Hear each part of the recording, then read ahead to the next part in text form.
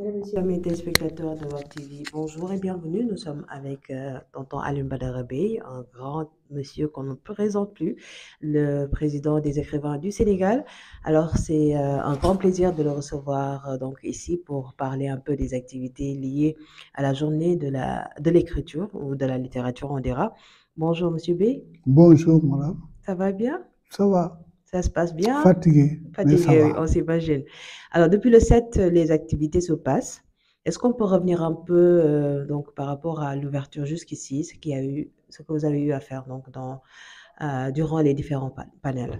Oui, d'abord, remercier nos autorités qui nous ont permis de l'organiser.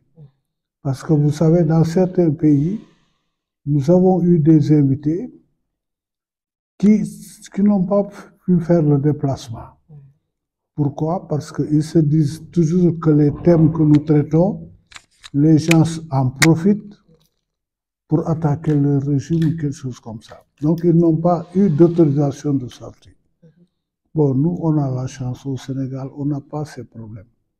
On a non seulement l'appui des autorités, mais la compréhension aussi, où on laisse les gens s'exprimer librement. Ce thème qu'on a choisi cette année, l'organisation n'était pas facile aussi, hein. On a tenu plusieurs réunions avec le ministre de la Culture, notamment le professeur Aliou Sow et le directeur du livre, pour cerner comment gérer ces 4 jours. Bon, le thème était choisi par un comité scientifique qui était dirigé donc par le docteur Djibril Diallo Falémé, comprenant les Racine, Senghor et donc c'est d'éminents professeurs qui nous ont dit qu'effectivement l'actualité c'était l'immigration. Alors il fallait voir comment lier maintenant le livre, l'inspiration et l'immigration.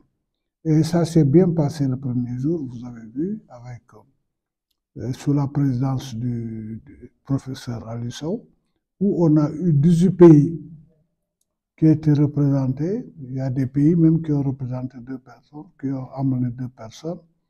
Alors, ce qui fait que vraiment, on a eu une représentation extraordinaire. Et il s'agissait ensuite d'apporter une certaine mutation. On avait l'habitude de distinguer un auteur sur une œuvre. On dit, bon, le prix du roman est attribué à tel. Cette fois-ci, nous avons dit non. Parce que nous avons de grands écrivains, des hommes de lettres, qui ont beaucoup écrit, mais qui nous ont quittés, mais dont leur nom ne porte qu'un prix.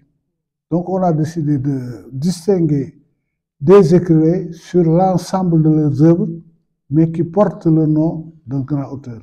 Par exemple, le prix Bernard Ladier, le prix Wole Soyinka, etc., etc. Donc, et c'est comme ça qu'on a fait et qu'on a pu distinguer, on a distingué effectivement 18 auteurs.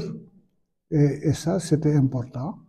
Et ensuite, il y a eu maintenant, vous savez, la marraine, qui est Ken Bougoul, qui est très dense. C'est une femme qui n'est pas très connue au Sénégal parce qu'elle a beaucoup vécu à l'extérieur. Donc, elle est le signe même de l'immigration. Elle a fait le Togo, le Bénin, le Ghana, la France. Donc, elle a beaucoup écrit, une vingtaine d'ouvrages.